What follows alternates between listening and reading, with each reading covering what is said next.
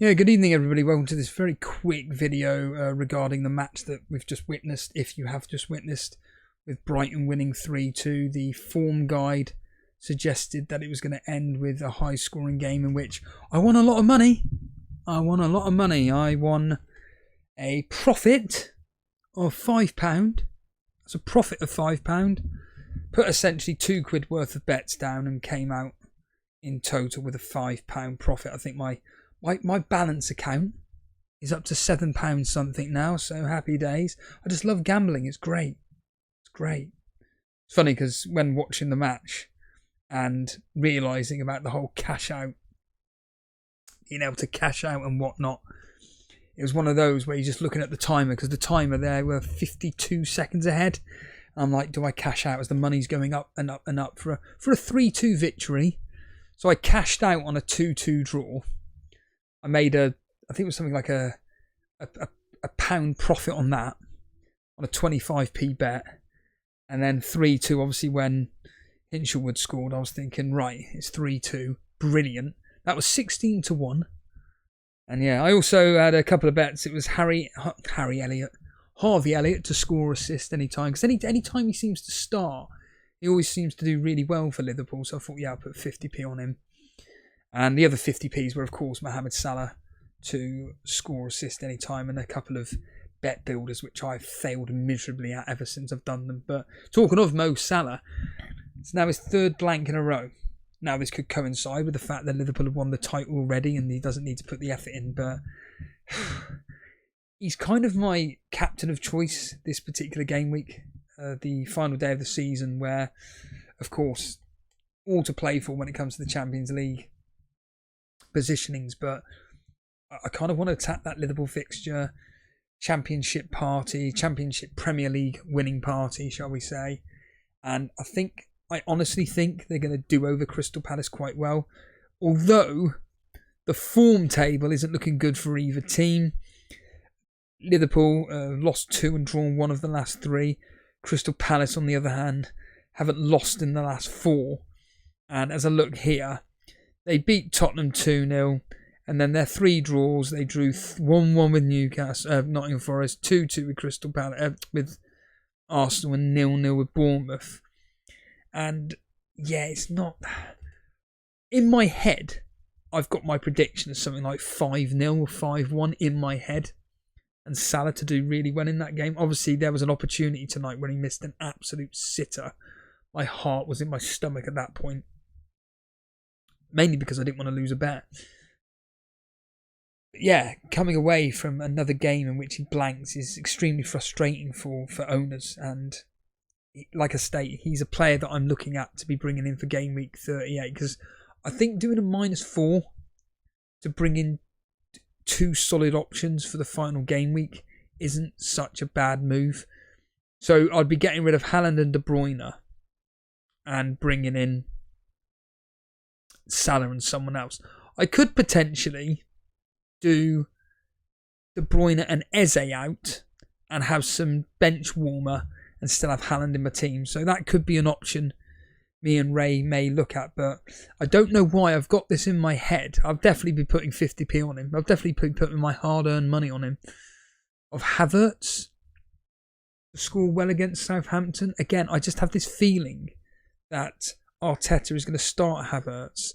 I have a feeling he could do quite well against Southampton. So maybe like a cheeky punt. If I was to find out through the team leagues that Havertz is starting for Arsenal against Southampton, I think maybe Salah and Havertz in for Haaland and De Bruyne could be a decent move. I don't think there'd be too much anguish in that. It's like Triggerlip says, though, it's all down to, or even Gary says more specifically, but they both say the same thing, that are these players that you're bringing in for a hit going to get the points back, plus on top of with the player that you're taking out not performing, and that's the thing, isn't it? And certainly from that standpoint, I don't think De Bruyne starts against Fulham, and it all depends on tomorrow's game as well, of course, where we've got the 2 big ones, which a lot of people like myself, as you can see up on screen, are kind of waiting on. Both games kick off tomorrow at 8 o'clock, and certainly with me, with Henderson, Eze, Aït-Nouri, Cunha, Vardiol, De Bruyne and Haaland. And I do think I've got away with, I must admit, I feel personally that me and Ray have actually got away with this game week so far. I think we have really got away with this.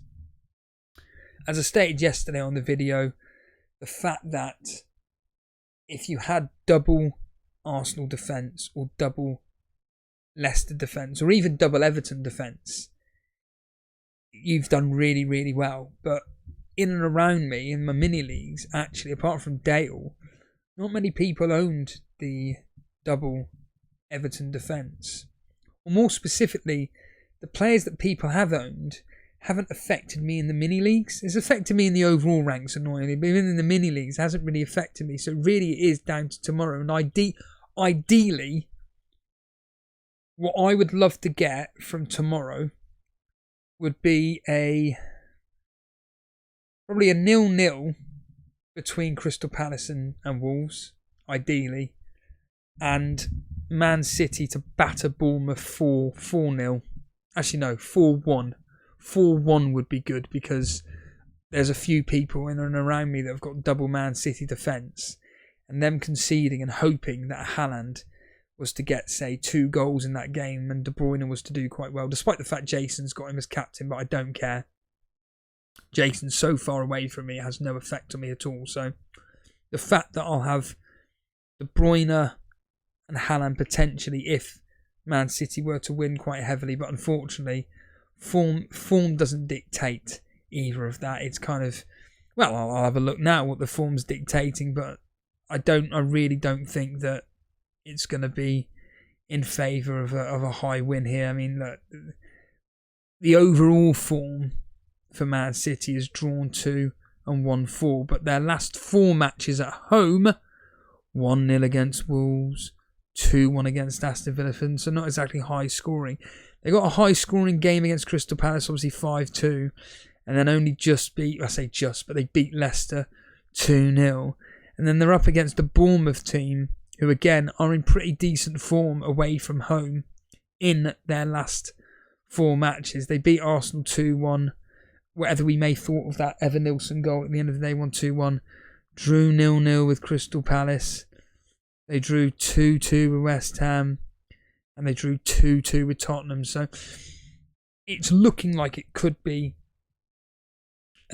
potentially like a tight high scoring game, if you see what I mean, like, you know, like a 2-2, a goal in it essentially. But hear me sitting here at 10 past 10 in the evening on Monday.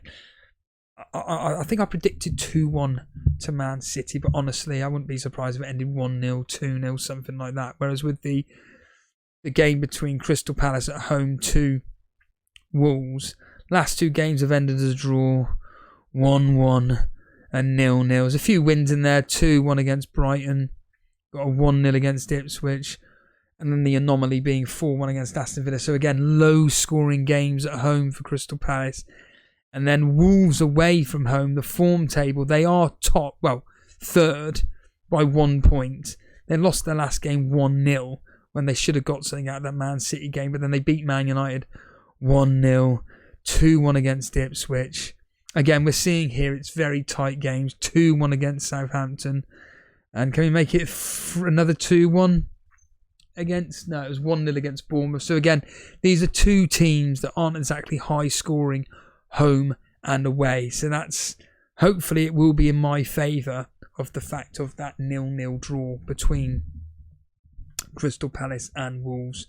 Maybe, you know, after the Lord Mayor show, maybe even Wolves come. I mean, if another result that I wouldn't mind going my way potentially could be 1-0 to Wolves and Cunha scoring, for instance. But certainly ideally for me, if we're looking at it from a relatively realistic point of view, it's probably going to end up looking at like a 1-0 either way, 1-1 between Crystal Palace and Wolves, and then between Man City and Bournemouth, you're looking at like a 1-0 Man City, maybe a 1-1, something like that. But I think that the way that the league table is at the moment, so tight in the Champions League spots, and the fact that obviously Man City are going to be desperately needing to get the Champions League spot confirmed with the fact that it's 65 points for Nottingham Forest, 65 points for Man City, 66, 66, all the sixes between Newcastle, Chelsea and Aston Villa. So, and as I stated yesterday on the video,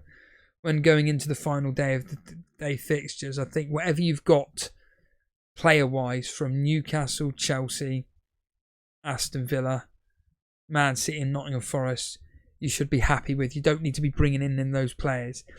The players to be looking at are like the games where Brighton, for instance, I thought Matoma looked lively tonight. Matoma could be certainly somebody to look at for the final day of the season, maybe trying to prove a point before he potentially, unlikely, but potentially could be looking to move away from Brighton again. Unlikely.